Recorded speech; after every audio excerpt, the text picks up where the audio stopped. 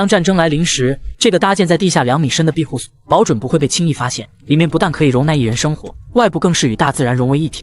不走寻常路的阿烈，硬是在深秋的季节进了山，想要在荒山野岭里安个家，首先就要保证人身的安全。只见他找了一块开阔的空地，把四周杂草清理干净，随即用铲子猛烈地刨地。由于这个季节泥土比较湿润，让他挖掘起来没费多少体力，很快就挖出个1个人高的深坑。看着起码有个一室一厅，趁着天色还早，阿烈准备在上方挖个楼梯。毕竟这种搭建在地下的庇护所，没有楼梯行走十分不便。于是他利用铲子开始修建，严谨的他修建得十分整齐，每一层阶梯都棱角分明。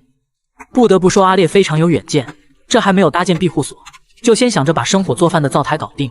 既然打算长久的居住下去，必须要在上方开辟个烟囱口，打通与灶台之间的连接。现在有了合适的基坑，他开始去远处找了一些不成材的小树，先用锯子打个前阵，给1分为2，再用斧子进行整顿，把棱角磨平。按照这个步骤，阿烈直接干到天黑，才收集来几十根手臂粗的原木。一口作气的他并没有休息，继续挑灯夜战。为了能更早的住上新家，他选择搭建这种平面屋顶。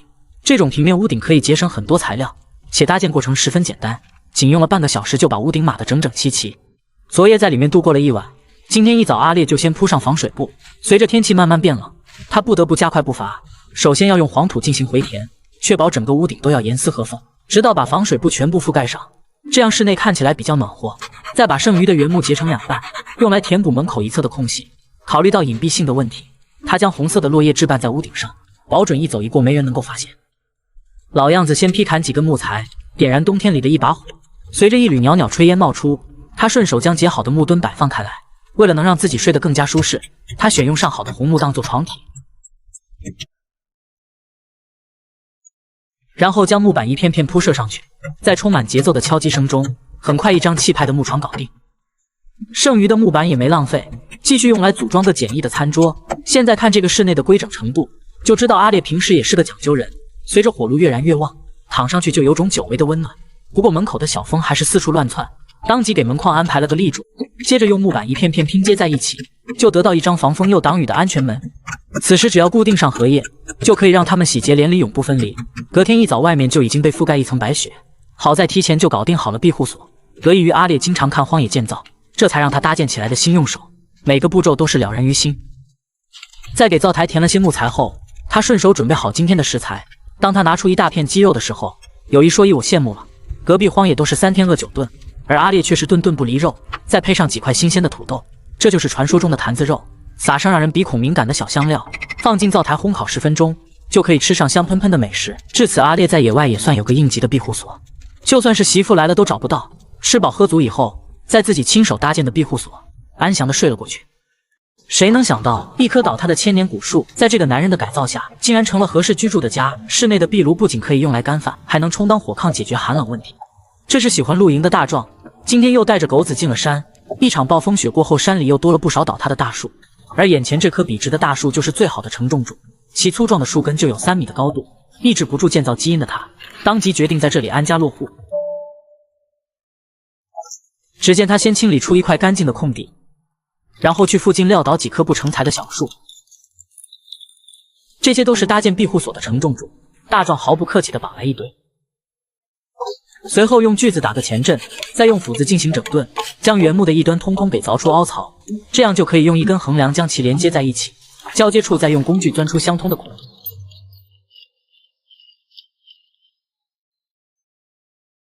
此时只要将木栓敲击进去，就可以让它们喜结连理，永不分离。而后他把另一端全部插入树根里，利用杠杆原理做支撑。大壮按照这个方法，一笔一又给复刻一个。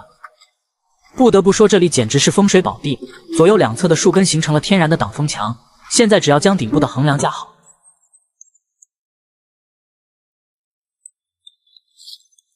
就能把整个框架支撑起来。虽然不用一颗钉子，但整个架构也是相当牢靠。有了结实的木头做支撑，大壮去收集一些细木棍。相对于粗壮的原木，这种柔韧性极强的树枝更适合给庇护所做填充。虽然现在是冬季，森林的风景依然是美如画。在这里搭建庇护所，每天都能泡在氧吧里，完全能与大自然零距离接触。待得收集来足够多的石头，他又搅拌了一些粘土，虽然这里是黑土地，不如黄土附着力强，但这里的土壤更加肥沃，完全不用担心物资匮乏。都说背靠大树好乘凉，唯独后面还缺一道墙，他要用石头把大树后排全部密封，这样居住起来才会更加保暖。待得完成好以后，他去河边劈砍了一些碎木屑，准备为取暖做好献身工作。点燃冬天里的一把火，先给自己取暖，再烤上几根大烤肠，先补充一些卡路里，让自己随时保持24小时体力充沛。为了能今晚入住进去，大壮也是没有过多的休息，他找来一些相对扁平的石板，给内部搭建个生火做饭的壁炉。好在小伙经验多，干啥都能很洒脱，很快把烟囱垒到1米开外，这样就不会有一氧化碳中毒的风险。接着拿出一块硕大的防水布，把整个屋顶全部覆盖住，给屋顶密封的同时还能保暖防风，再加上有天然的树根屏障，就算8级大风来了都能稳如老狗。野外除了丰富的木材，就是这种取之不尽的苔藓，大壮也是毫不客气的收集一堆，想要生活过得去，头顶就要带点绿，用苔藓把整个屋顶覆盖。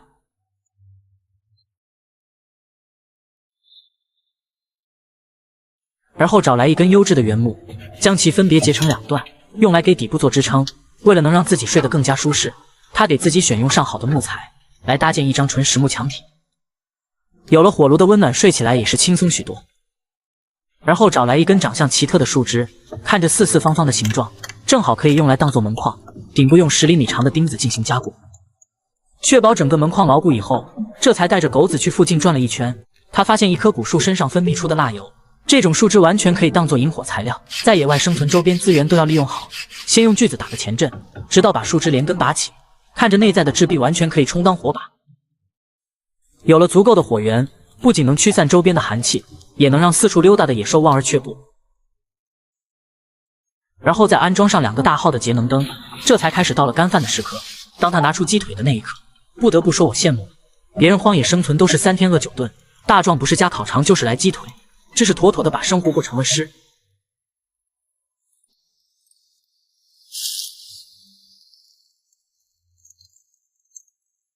再煮上一壶热腾腾的开水，让整个晚上也不再寒冷。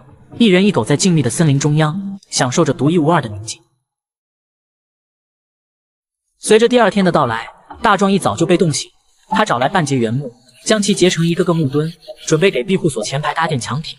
得益于之前在名气多的58同城找了一份高薪的工作，这才有时间做自己喜欢的事。虽然旁边有壁炉的温暖，但没有墙体还是不保暖。既然想长久的居住下去，就要先完成庇护所的搭建。只见他把加工好的木墩一块块的向上垒起，中间的空隙处再用木屑填充，确保整个墙体密不透风。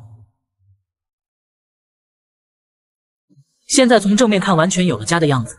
这样的庇护所简直就是艺术品，因为它坐落在2根大树之间，完全与大自然融为一体。一座被人遗弃的破败木屋，经过这个男人的改造后，竟然变成了合适居住的家。就算在寒冷的冰天雪地，里面依然是温暖如春。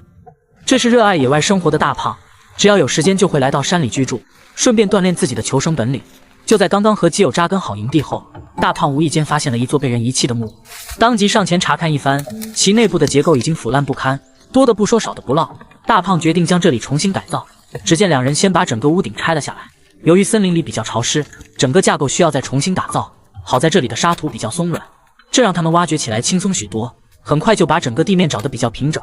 首先用树枝丈量好大体的长度，然后去附近收集一些躺平的原木，这些都是搭建木屋的最佳建材。2人直接给树兄来套去角质服务，带的包的一干二净后，就可以给庇护所当做结实的墙体，一根根整齐划一的向上垒起。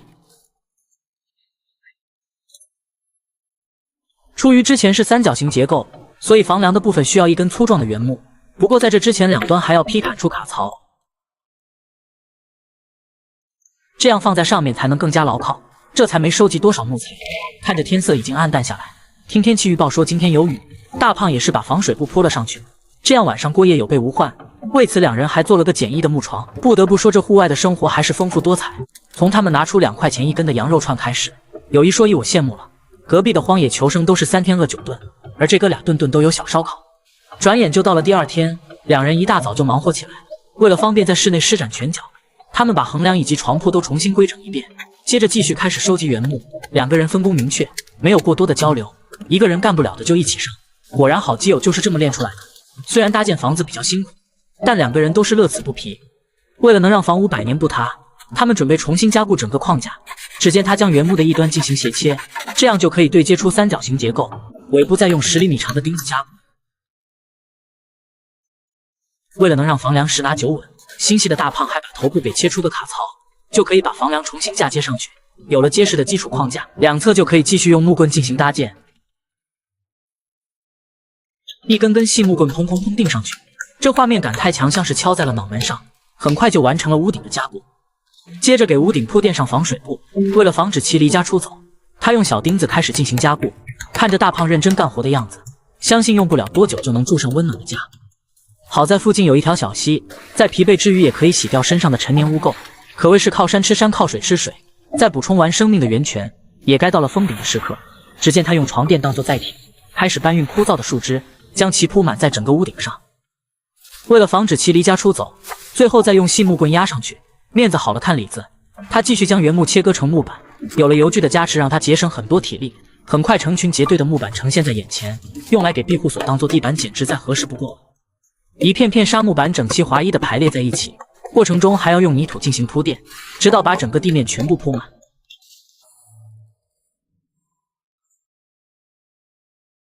现在感觉不用打扫都很干净。为了使得室内更加保暖，他用这种细木棍当做骨架，然后用木板当做挡板，严丝合缝地对接上去。中间的空隙处就可以用碎木屑进行填充，这样就形成一扇隔温井。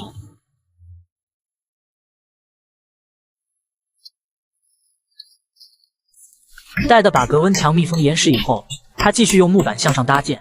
得益于大胖也是木匠出身，对于搭建这块颇有心得，每一片木板都要规划好尺寸，很快就把整个三角口密封严实，整个室内也看起来宽敞许多。心灵手巧的他顺手又依靠着墙体做了个可折叠餐桌，这样既能节省室内空间，而且平时放一些生活物资很方便。随后他裁剪了透明防护膜，窗户的位置用塑料薄膜代替，虽然没有玻璃平整，但好在透光性不差。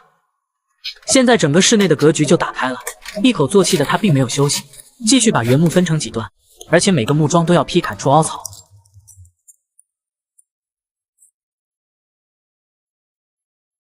再通过榫卯结构组装在一起，就是最好的实木床底，上面再铺垫上厚实的木板，这就是他在野外的单人床了。严谨的他都要用水瓶进行整平，生怕一觉睡醒脖子再落枕。随着冬天的到来，白雪覆盖在整个大地与树木之上。大胖今天一早就拉来了一堆砖头，既然打算在山里做个秘密基地，那就要解决内部保暖的问题。只见他找个靠门的角落，规划好大概的轮廓，用砖头加水泥的组合，一块块平铺在粗糙的地面上，而且每一块砖头都要雨露均沾，这样搭建起来才会更加丝滑。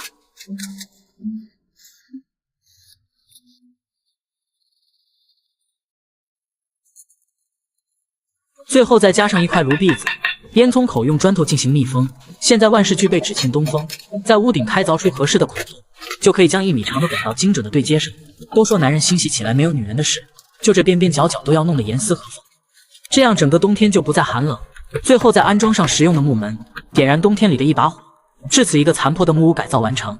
大胖今后在野外也有了自己的家。当战争来临时，这个搭建在地下2米深的庇护所，保准不会被轻易发现。里面不但可以容纳1人生活，外部更是与大自然融为一体。35岁的奥利打小就有危机感，居安思危的他决定建造个地下庇护所，这样就算老婆来了也保准找不到他。只见他先用铲子划分出大概的区域，接着开始向下猛烈的刨地。好在这片沙土比较松软，这给他挖掘带来了很大的便利，很快就挖出四四方方的轮廓。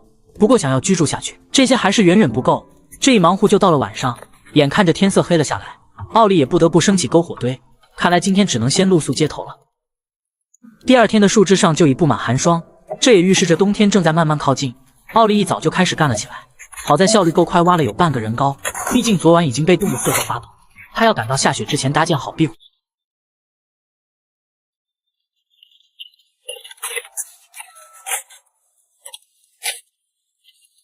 很快四四方方的基坑就呈现在眼前。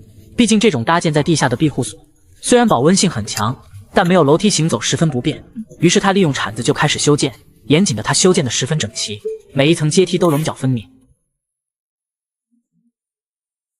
不得不说，奥利非常的有远见，这还没有搭建好庇护所，就开始想着把生火做饭的灶台搞定。既然打算在野外生活下去，必须要在底部开辟个灶台口，打通与烟囱之间的连接。现在有了合适的基坑，他开始去远处收集一些不成材的小树，有了趁手的工具，让他收集起来毫无齿。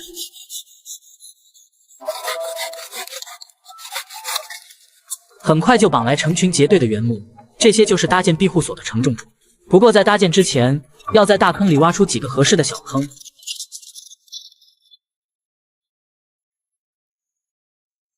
这样就可以把原木稳稳地放入其中，底部用沙土进行回填加固。奥利一连按了4根承重柱，不知不觉中太阳就已经下山。奥利劈砍一些干柴，点燃冬天里的一把火，先给自己取暖。今天又是个难熬的夜晚，随着几口热水下肚，轻松许多。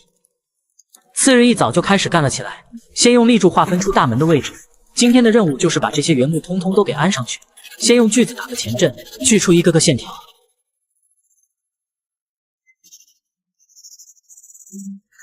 再用斧子进行整顿，把多出来的去掉。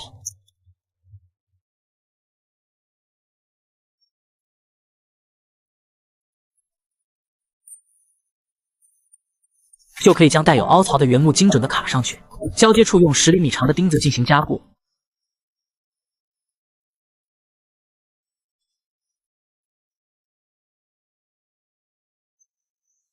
再把多出来的部分去掉，很快就形成一个四四方方的基础框架。由于搭建框架非常严谨，墙壁的搭建轻松了许多。防水布铺垫好以后，开始用原木依次向上垒高，这样不仅能防止沙土掉落，而且还能起到保温的效果。随着沙土回填将四周铺满，很快就完成了3面墙体的搭建。随后他把烟囱的部分做个精装修，只见他用木棍做挡板，然后把上面铺满整个沙土，既能防火隔热，还非常隐蔽。为了能更早的住上新家，他选择搭建这种平面屋顶。这种平面屋顶可以节省很多材料，且搭建过程十分简单，仅用了半个小时他就把屋顶码得整整齐齐。现在就算在上面唱跳 rap 都没有问题。然后用防水布铺垫上去，四周用沙土进行回填加固，直到把屋顶全部铺满。这种双层防护就像8块腹肌的我一样给力。再把屋顶找得比较平整以后，现在整个室内防水工作已经到位了。接着他找来一扇破旧的窗框，好在整个玻璃完好无损。再用工具钻出孔洞后，他将其安装在一旁的空隙中，这样就可以大大增加室内的采光。底部有缝隙也没关系，垫上2根原木就完事，剩下的用沙土回填。在野外生存主打的就是一个零元购，能不花钱的东西通通都给用上，就地取材，物尽其用，已经被奥利发挥的是淋漓尽致。说话的功夫，他就已经开始安装大门，一根根细木棍整齐划一的排列在一起。虽然看起来比较粗糙一些，但奥利主打的就是一个真实，用绝情钉将其牢牢固定，这样放上去刚好严丝合缝。现在只需要把荷叶加固好，就可以让它们洗洁情境之好。最后再附带个门把手，整个木门就算是完成了。为了能让自己睡得更加舒适，他用2根原木进行托底，上面再用细木棍铺垫上去。就这么干到晚上才发现，外面已经开始下起了小雪。好在提前搭建好了庇护所，有了壁炉的温暖，让他这个冬天不再寒冷。随着下了一晚上的白雪，次日一早，整个大地已经是银装素裹，一走一过都没有人能发现这个庇护所。奥利也顺手打了杯新鲜的白雪，虽然外面已经是零下10度，但室内依旧是温暖如春。奥利在野外也算有了自己的家，省去了几10年的房贷不说，小日子过得也是相当滋润。别人还在野外苦苦求生的时候，男人已经在地下2米挖出个一室一厅，内部空间不仅十分开阔，外部的造型更是十分独特。40岁的瑞克打小就有危机感，居安思危的他决定建造个地下庇护所，这样就算老婆来了也保准找不到他。只见他跨过一条小山沟，发现了一个普通的斜坡，正好可以在这里建个小窝。先用木棍镇压在4个角落，再用绳子划分出大概的轮廓，接着开始向下挖掘土地。好在这片沙土比较松软，这给他挖掘带来了很大的便利，很快就挖出四四方方的基坑。由于附近几条小溪穿流而下，这也让他解决了用水的难题。在喝了一口天然的山泉水后，干起活来都带劲。像这种躺平的树兄，他都要进行亲切的沟通，这些都是不可多得的搭建材料。将其身上的枝丫修理干净，再用锯子截成所需要的长度，而且木棍的一端都要削尖，并分别固定在庇护所外围，来增加整个地块的使用面积。一根根细木棍砰砰砰钉上去，这画面感太强，像是敲在了脑门上。随着充满节奏的敲击声在整片山谷中回响，瑞克也是成功的收集来较长的细木棍，这样就可以用来给庇护所外围添加栏杆。相对于粗硬的原木，这种柔韧性极强的细木棍更适合充当墙体，一根根的上下穿插在一起，形成一面韧性极强的护栏。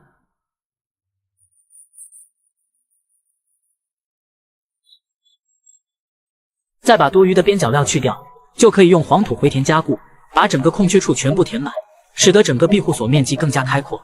现在开始正式的搭建时刻，只见他搬来几根优质原木，并用刮皮刀给束胸来套美白服务，将原木通通给包得一干二净。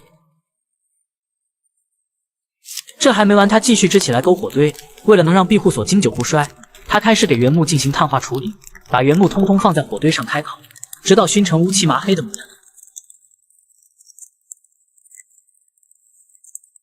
这种被碳化好的原木不仅防腐防潮，且更加耐用，完全可以一房传3代人，走房还在。随着第2天的到来，白雪就覆盖在整个大地与树木之上。瑞克继续挖出几个对应的基坑，而且每个基坑都要达到半米的深度，这样就可以把原木稳稳地放入其中，底部再用黄土给夯得结结实实。瑞克一连安排了4根承重柱，顶部再拉一条线绳进行找平，把堆出来的全部收割掉。随后用锯子打个前阵，再用斧子进行整顿，中间的部分又给加了根支撑柱，这样就可以把带有凹槽的原木卡上去。考虑到防水性的问题，瑞克决定做个人字形框架，屋顶就需要一根优质的原木做支撑，形成一个中间高2侧低的三角形框架。虽然外面依旧是冰天雪地，但一点也阻止不了一颗建造的心。为了有更多的搭建材料，他继续去附近找来几根躺平的树胸，既然不能茁壮的成长，那就用来给自己撑个场。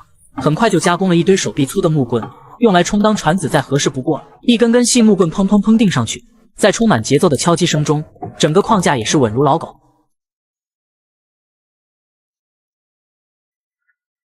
有了稳定的框架做支撑，他继续去附近收集来大理石。像这种长相清秀的石头，都是搭建庇护所的最佳建材。为了能更好的度过整个冬天，首先就要有个温暖大气的庇护，而这些黄土就是必不可少的材料。只要通过山泉水的滋润，就能发挥出超强的粘性。在瑞克看来，唯有石头加粘土的结合，搭建出来的壁炉才能更加完美。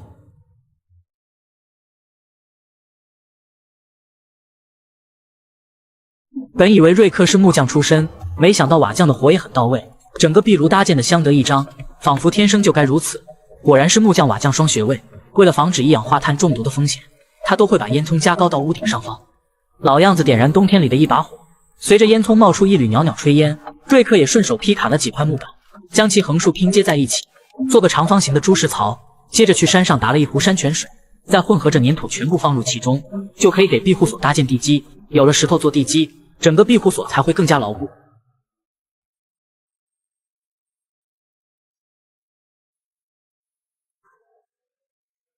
虽然每块石板都是不规则形态，但瑞克还是给安排的整整齐齐。石头之间还要用粘土进行填充，不得不说，就这一套行云流水的动作，没在工地待上2年都学不来。很快就垒出2面半的墙体，过程中还要预留出窗口的位置，这就需要定制个足够大的窗框。要说小伙经验多，干啥都能很洒脱。为了能让木板对接的更加丝滑，上方他特意用凿子开出来的缺口，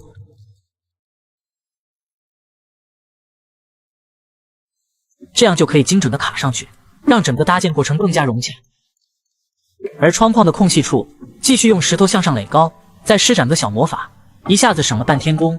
很快侧面的墙体就搭建完成，看起来是相当的工整。至于门脸的位置，当然也是如法炮制，不同的是要预留出2扇窗口，让室内得到充足的采光。随着石头不断的向上垒高，现在从正面看已经初具规模，接下来就是洗封金顶的时刻。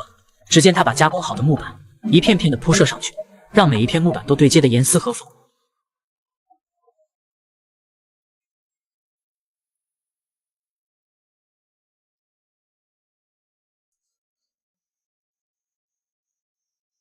在瑞克专注且耐心的工作中，很快就完成屋顶的铺设。都说风边风9风霉运，瑞克自然也是不能落下。他把最后几片红心木全部覆盖上去，使得庇护所的颜值瞬间拉满。接着放上一张硕大的防水布，既能起到保温隔热的效果，还能把屋顶的缝隙全部覆盖住。现在只需用粘土进行回填加固，就能让屋顶又多了一层防火。野外除了丰富的木材，就是这种取之不尽的草皮，瑞克也是通通给带了回来，就连带有青苔的石头他都没有放过。想要生活过得去，头顶就要一片绿。现在整个庇护所完全与大自然融为一体，瑞克终于在野外多了一个家。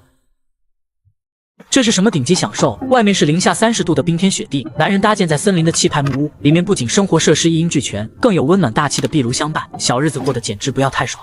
这是喜欢建造的大壮，为了远离城市的喧嚣，他打算在野外建造个庇护所。为此，他特意挑选在巍峨耸立的山脉，这样打造出来的房子才更有安全感。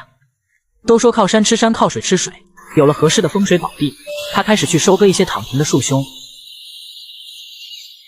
像这种不成材的小树，都可以用来当做承重柱。先用斧子给树凶来一套美白符，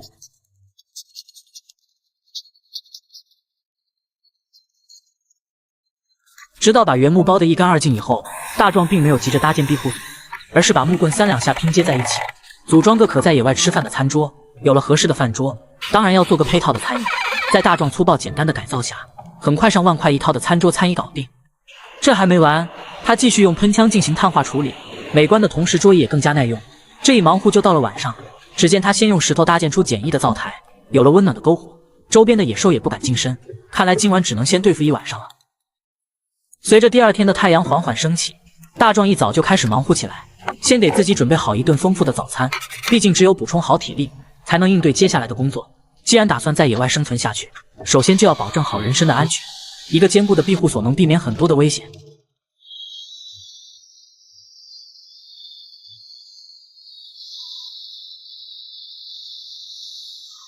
为此，大壮特意挑选了10年以上的杜松树来给庇护所当做承重柱。这一干就从白天到晚上。不过大壮并没有停下来的意思，继续用原木把底部拼接成整体。顶部他打算做个人字形框架，这就需要一根粗壮的横梁做支撑，交界处再用8钉进行加固，形成中间高2侧低的三角形结构。虽然是挑灯夜战，但大壮依然是非常严谨，尤其是船子的部分，都会劈砍出对应的凹槽，这样就可以精准的将其卡在房梁上。顶部再铺垫上一层硕大的防水布，严谨的大壮边边角角都包裹得十分严实，生怕晚上下大雨淋湿了自己。人是铁，饭是钢，一顿不吃饿得慌，更何况是在无人的荒野，要时刻保持体力充沛。只见他架好篝火堆，拿出一条和蔼可亲的小鱼，把咸盐和精油通通都给撒上去，也给他来个通体按摩，每一块肌肤都要雨露均沾，再经过3味真火的淬炼，就能吃上香喷喷的烤鱼。相信没有什么比这更幸福的事了。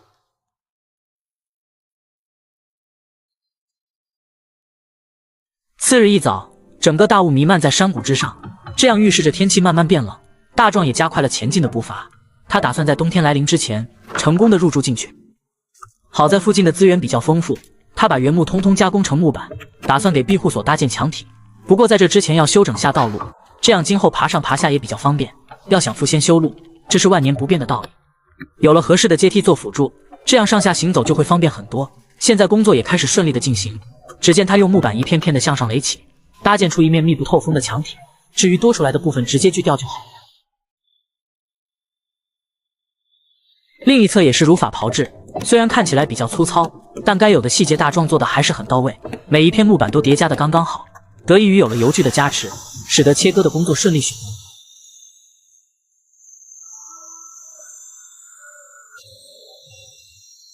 很快大壮就完成了3面的墙体，接着扯下来硕大的防水布，看着天色也是渐渐的黑了下来，大壮也是加快了搭建的节奏，他要在今晚把屋顶的部分搞定。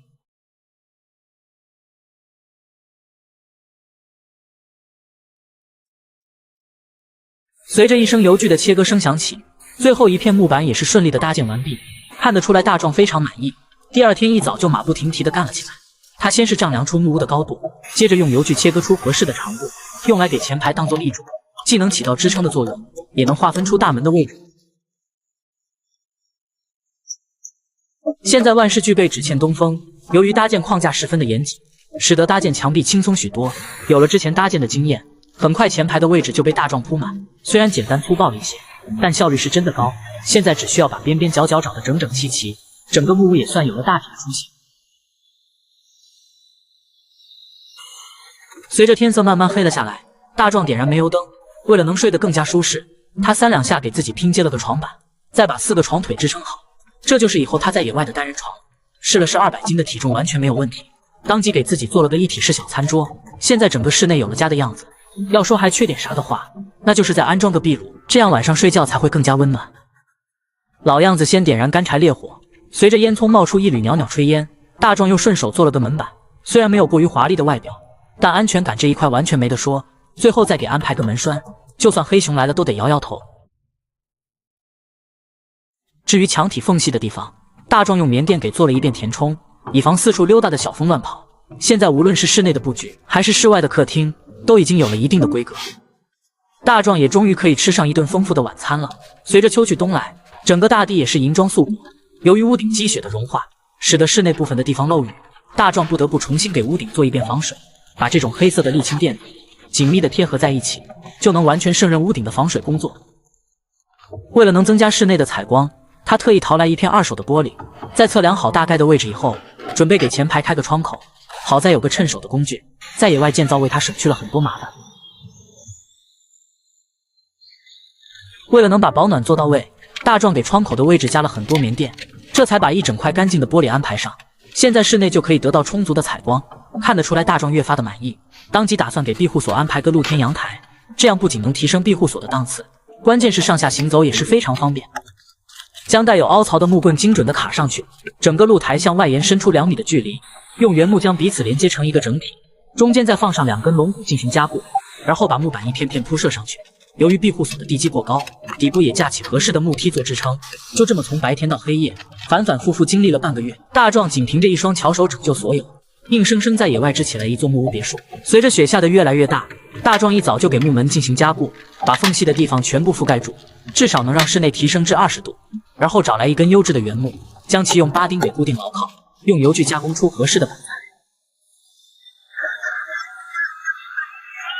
接着找个安静的角落，规划好大概的轮廓，给庇护所安排上置物架，这样就可以放置一些生活物资。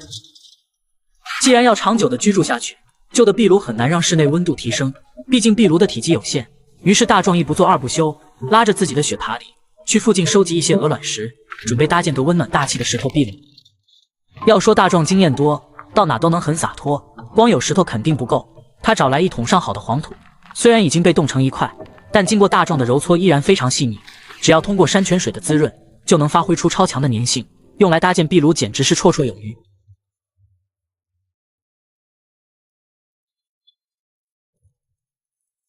在大壮看来，只有用石头加粘土堆砌出来的壁炉才能算得上完美。在安装好烟囱的部分以后，整个庇护所也算是彻底完工。大壮顺手劈砍了几块木屑，老样子先点燃干柴烈火，给壁炉进行烘干。随着火势越来越旺盛，整个屋内也是热气腾腾。大壮顺手烤了一根红肠，终于可以在自己搭建的庇护所干一顿饭了，可谓是一生牛马不得闲，得闲已与青山眠。